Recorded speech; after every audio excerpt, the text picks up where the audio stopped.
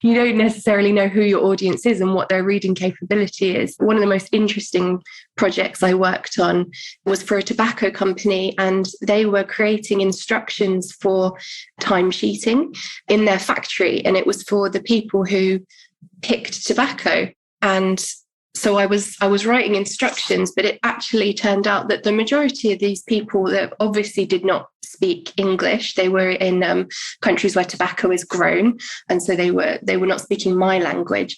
But they also frequently may not have even been fully literate in their own language. So we had to find a different way to express that. And so I think when it comes to documentation, a lot of people think it is mostly about writing, but actually I think a lot of it is how can we get rid of as much writing as possible just to make it more accessible to everybody.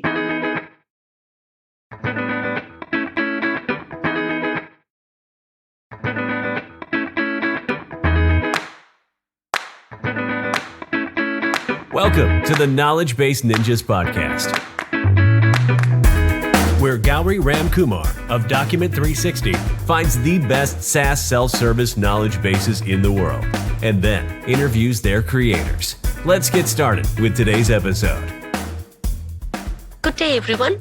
Our guest today is Louise MacBean, Senior Technical Writer at Ometria.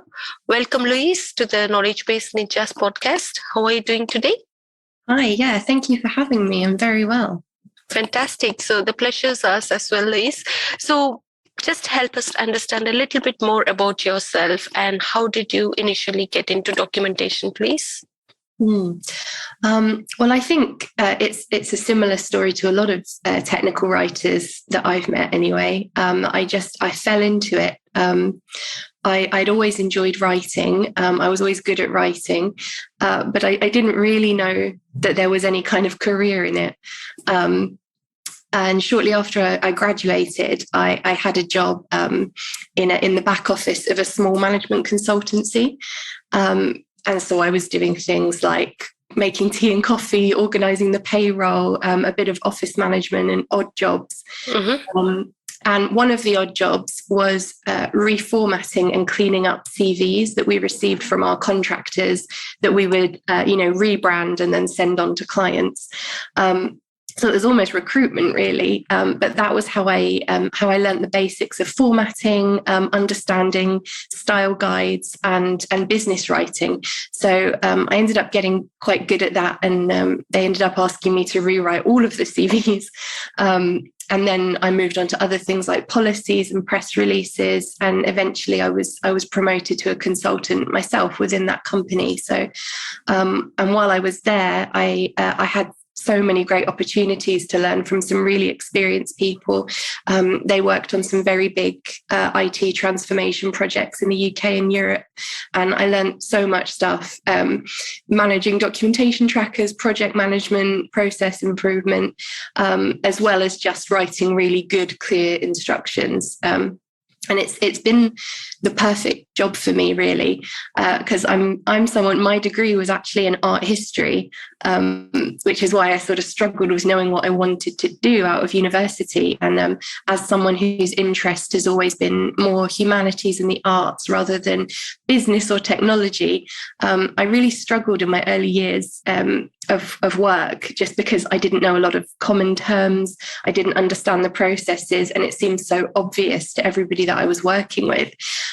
So I spent a lot of time feeling like I was just terrible at my job or that I wasn't clever enough. And what I would have really loved was some really clear, free documentation. So what I love about my job now and technical communication in general is that I feel like I'm championing anybody who feels that way when they're trying to figure out some new software. And I think it's actually kind of become a bit of a strength. Very interesting, Louise, to see the journey, how you started and where you are right now. And I'm really happy that you uttered those words of encouragement and positivity already in the beginning of the podcast. So just to go back to your educational background a little bit. So you have a bachelor's degree in philosophy and in history of art. Mm-hmm. Yes. So how do you think the skills and knowledge you have gained through your education influencing your current career with the technical writing? Yeah, no, that's interesting. I think just in general, I did the degree because I was very interested in art history, and I was keen to pursue that interest. Obviously, you learn research skills and you learn writing and communication as part of almost any degree. But I think actually one of the good things about having done an arts degree rather than having done maybe a technology or a science degree has been that I sort of am coming from a user perspective a lot of the time, is that I don't have a sort of a firm background in scientific procedure or anything like that. So when I'm trying to figure something out, I feel a lot more like the user than the developer, which is what's been really helpful to me and encouraged me to ask what I call the stupid questions of engineers and developers. Super. That's great to know as well, Louise. And also, let's talk about your current role in Ometria. So can you help us understand a little bit more about your documentation process at Ometria, and who do you normally involve in organizing the documentations? So I'm the sole technical writer at Ometria. It's just me. And that means I'm responsible for pretty much everything that our clients read about our product, except for marketing copy, of course. I don't write marketing copy. So when I report to the product team, and I sit on the product team, but I like to work with almost everyone else who is willing to work with me, pretty much. When I'm documenting a new feature, I try to get involved as early as possible. So usually shortly after the discovery phase, the product managers, when they have a brief ready and they're ready to start involving the designers and the engineers, I like to be included in those kickoff meetings as well. And I might not have anything to write at that point, but I find that the closer I follow the development cycle, from seeing the design mock-ups to sort of just finding out how client usability sessions went, then the easier it is for me at a later stage to write really clean, useful guides in time for the beta or any other time. So and then obviously I work with the support team, and I work with customer success and all of professional services, as well as engineers, to make sure that we're giving accurate information that our users can actually use. Mm-hmm. That's great. And I completely agree with your point of getting involved in the initial stages of the product development, or even before the product development, the designing phase, to get your insights into what's coming up in the later stage. So let's just talk about a little bit more on documentation. So what are the important factors you consider when creating documentation? Mm-hmm. Number one, most important for me, is the audience. At a company like Ometria and a product like Ometria, we offer a very, very complex piece of software, and it has lots of room for flexibility in how you use it. Our clients use it differently depending on their needs. And there's lots of workarounds and cool things you can do. So the user guides need to be really clear and really easy to follow in order for the clients to see those possibilities. Our clients are also typically on the marketing team in the companies they work for. So it's unusual for them to have a background in code or engineering, and I always try to keep that in mind, which, as I said, is easy for me because I don't have that technical background either. What I try to imagine when I'm writing user guides and documentation is that anytime somebody's accessing my help center, they're coming to it in a bad mood. They're not happy when they're in because you know how it is. They've probably already tried to work out a solution on their own. They probably worked themselves up a bit about it. Whatever they're trying isn't working. They might have asked their team to help already. So they're frustrated. They might even have already raised a support ticket. So I think most people will try, as much as I don't like it, most people will try almost anything before they refer to the manual or the help center. So with all of that in mind, I really see it as my job to make sure that the information we're providing is clear, it's relevant, and it's easy to understand. Lots of screenshots and lots of GIFs so that they can orient themselves, and that there is no more frustration for them here.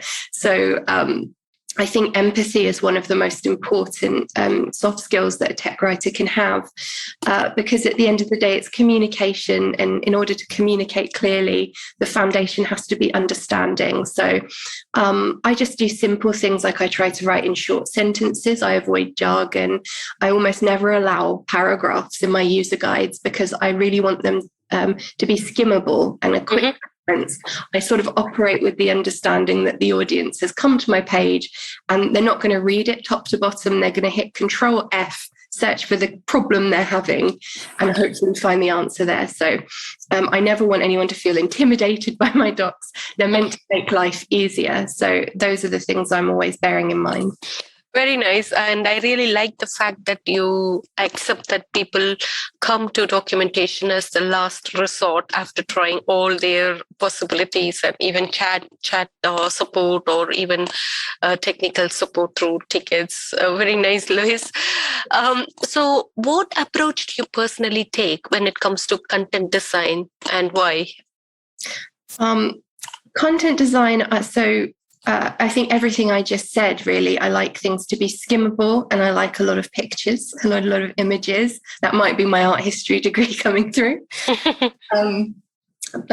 Yes, so I would absolutely recommend that anybody interested in it would read the book Content Design by Sarah Richards, because I'm always telling people when somebody asks me what's good documentation look like, I will always recommend the UK government's website as one of the best examples of clear, concise, and user-friendly documentation. The titles are always brilliantly written. The information you need is there on the page.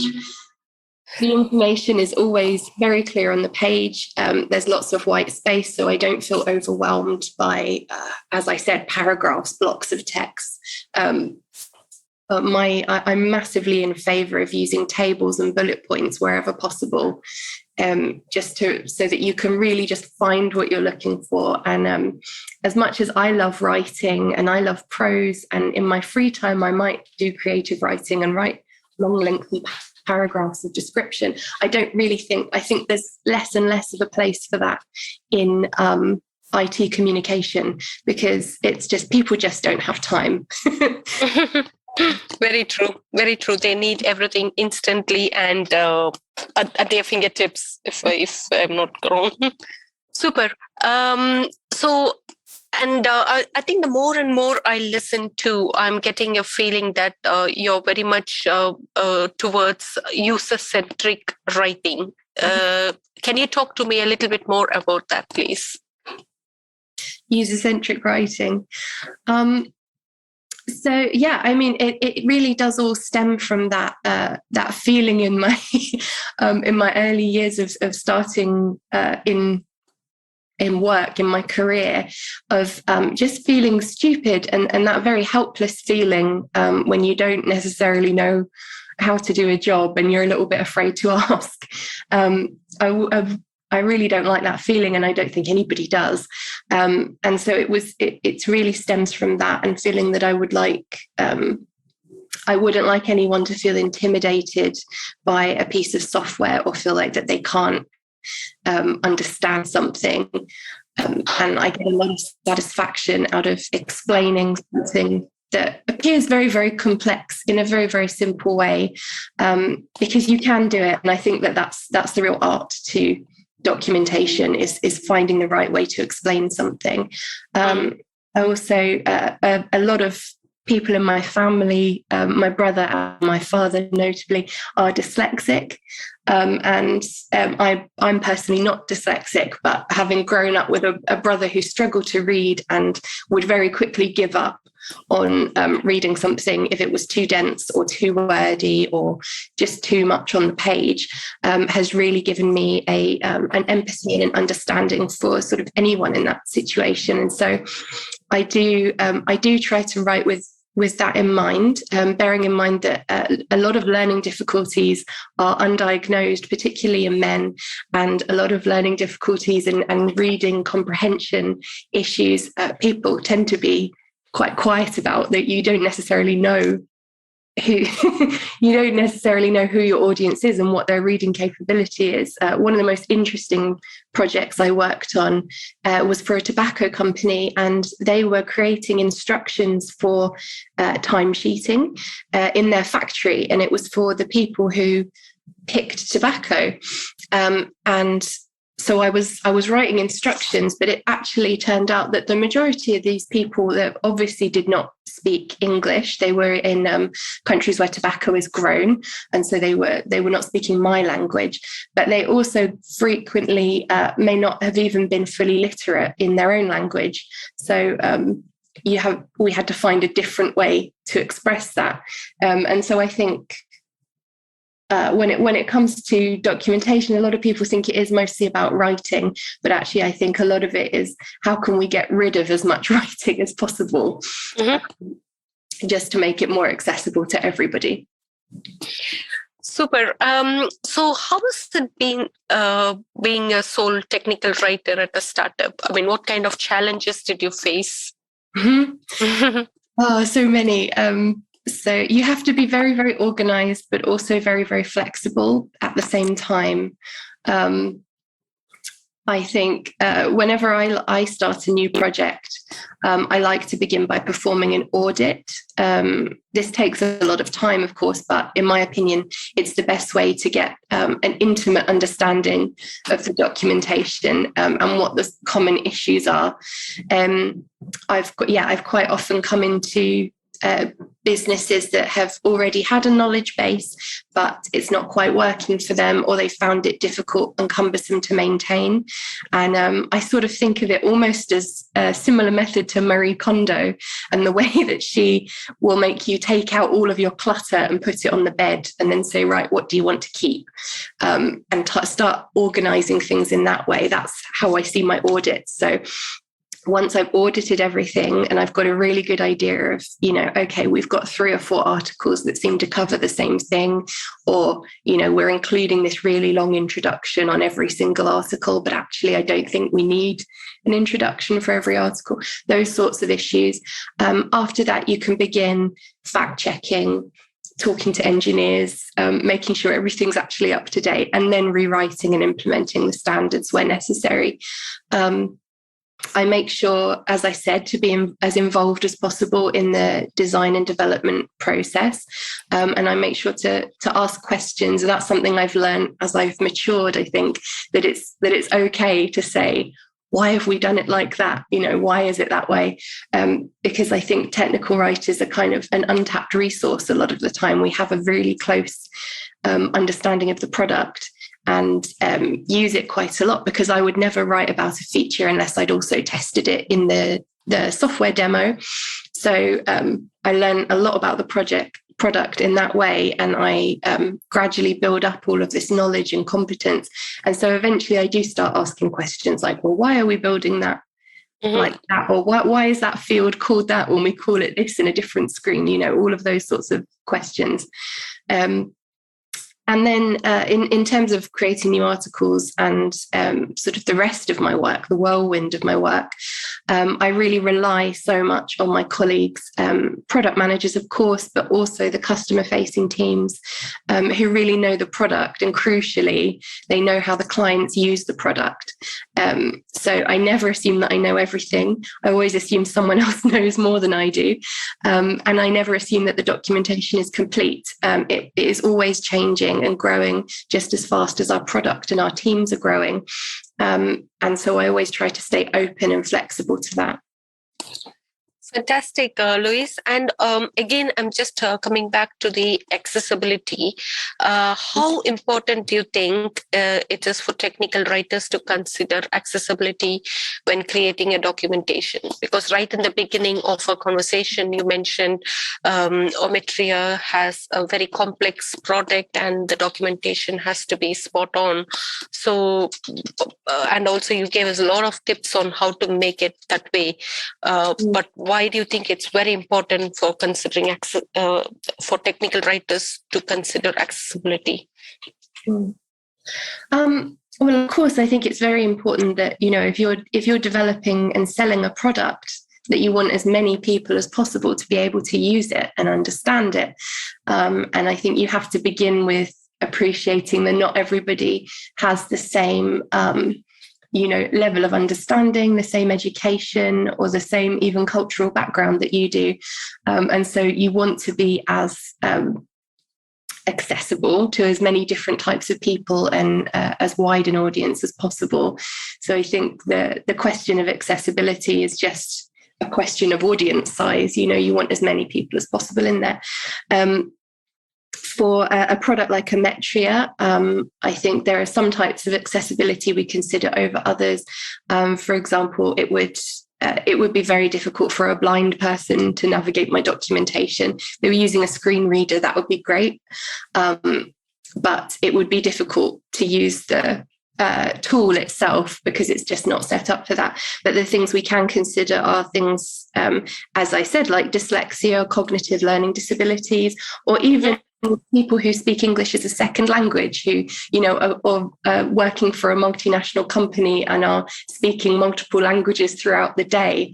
It just seems kinder to me to write in a very, very clear way that doesn't cause confusion, particularly when you're talking about confusing and complex situations or use cases. So that, I really just think that it's the simplest way to make sure that your work is accessible to everybody is to consider the person to whom it is least accessible to. And in this case, I think about my dyslexic brother, or, I maybe think about somebody who can't read at all or is refusing to read and is just looking at the pictures, because I do believe that a lot of people just look at the pictures. So it's really just a sort of a method I use. Nice. So let's just talk a little bit more on your reporting structure. So how do you report on your documentation, and who do you report to? So reporting is I've found is one of the real challenges in documentation. It's difficult to find quantitative metrics without directly asking the user through surveys, which you want to do sparingly. You don't want to constantly be saying, how was this? Was it good? Because they'll just get annoyed with you eventually. I do use we use Zendesk for our help center, and I do use their inbuilt reports. I pay particular attention to the keyword searches that users make, just to see if that I'm getting the language right, or if my article titles are useful. For example, at Ometria, we call mailing lists segments. And so I make sure to, in the metadata, I've tagged anything about segments lists so that anyone searching for lists is finding the right content. And in particular, I really try to listen to customer-facing teams whenever they raise an issue with me with the documentation, or when they feel that there's documentation missing. And when we're running betas, I always ask for feedback on the documents so that I can be improving those in time for full release. I try to make it really clear to my colleagues that I'm always happy to accept feedback from anyone in the company on my documentation. And I think gradually it's happened more and more often. I think people do get a bit spooked by the title technical author, or they sort of assume that I'm their secondary school English teacher and I'm going to tell them off for their grammar or something, that I'm a very authoritative person, but I'm not at all. I try to be really open, and so I have a Slack channel set up that's just documentation feedback, and I get a few comments and requests a week for content and changes, and even simple things like, hey, this link is broken, and that's been really great. I report directly to the VP of product, but I also have regular meetings with the director of support so that we know that we're aligned. Super. So that's very great to know, Louise. And one other thing I forgot to ask you is, are your documentations publicly available, or is it privately protected against a username and password? It's publicly available. Yeah, helps them. So in that sense, am I correct in guessing that you will be generating some organic search traffic through your knowledge base? I think we do. I haven't looked into it that much, just because you'd be looking for something very specific if you're looking at Ometria's help docs or our API docs. So I haven't looked into that a great deal.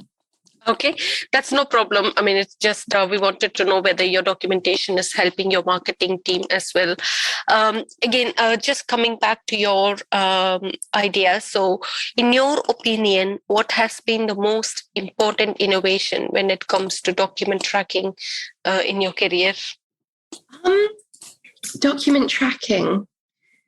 Sorry, could you expand on that a little bit? Yeah, so I mean, I know you started your career from your educational background in philosophy and history of art. So, or let's say in this career of being technical writer and getting involved in creating documentation, what has been the most important innovation as according to you? I'm not, do you know what? I really don't know. That's fine. That's fine. I know sometimes it's hard to think across and pinpoint to one of the areas, but that's absolutely fine. All right. Should we move on to the rapid fire round questions, Louise? Sure. Yeah. Super. So who have you learned the most about documentation from in your career? Well, I'm learning all the time, which is one of the reasons I really love being a technical writer. And you get to learn from so many different people within the company. In terms of documentation, it was probably earlier in my career when I was working with some really expert people and contractors working for the management consultancy that I mentioned. There was a wonderful lady called Jo Sainsbury who taught me what the word technical writer was. I'd never heard of the job title before, but she told me that she'd been a technical writer. She was at the time, she was a change management consultant, but she also suggested to me that I get involved in it. So I'm always very grateful to her. But I learned from a lot of people at that company on so many different things. It would be hard to pinpoint. No problem at all. So can you share a documentation related resource you have consumed recently? So I know I've mentioned it already, but I always bring up Content Design by Sarah Richards, just because it's such a good book, and I'm always dipping into it to check something or to find out if there's a better way to do something. Great. Thank you, Sarah, for that lovely piece of help you're doing to the community. My last question to you, Louise, is what is the one piece of documentation related advice you would give to your 20-year-old self?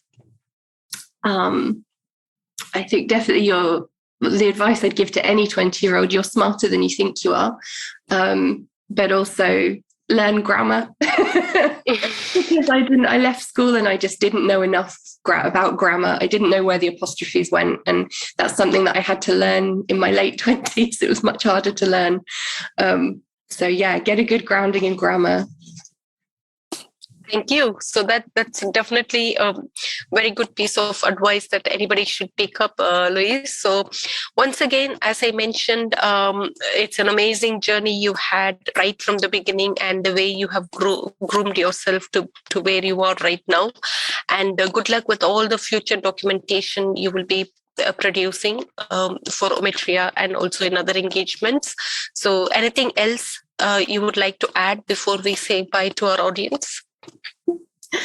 No, I think that's it. I think just to reiterate that I I really think that technical writing sounds like quite an I've said it a lot, intimidating and scary sort of job or even a role to have in a company.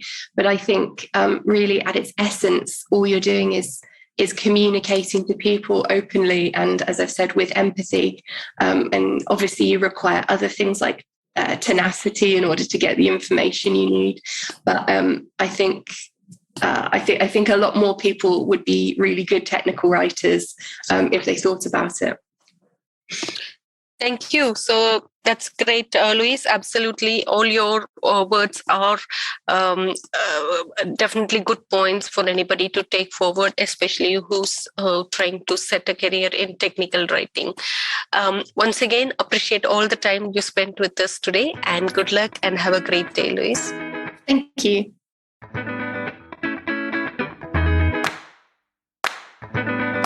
Thanks for listening to today's episode of the Knowledgebase Ninjas Podcast.